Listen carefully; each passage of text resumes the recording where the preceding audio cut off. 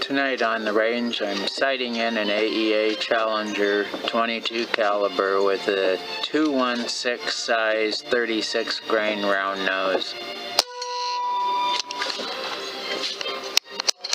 I think it's shooting a little. My scope's a little bit to the left, but the dog's jumping on my leg. Yeah. Same spot.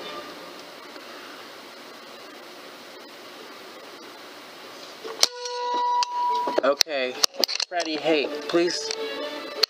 This little puppy just... Freddie. Oh.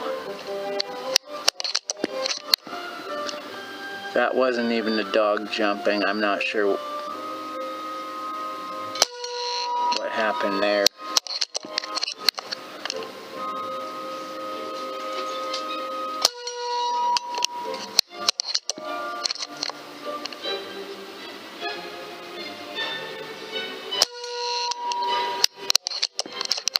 This is 34 yards.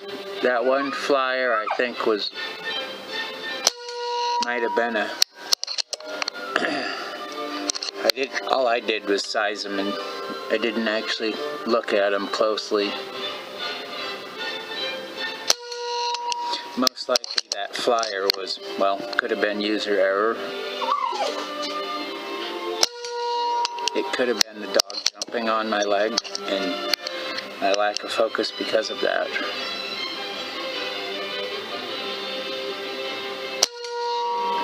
But overall, I'm pleased with this 216 sizing. I started out at a 219, so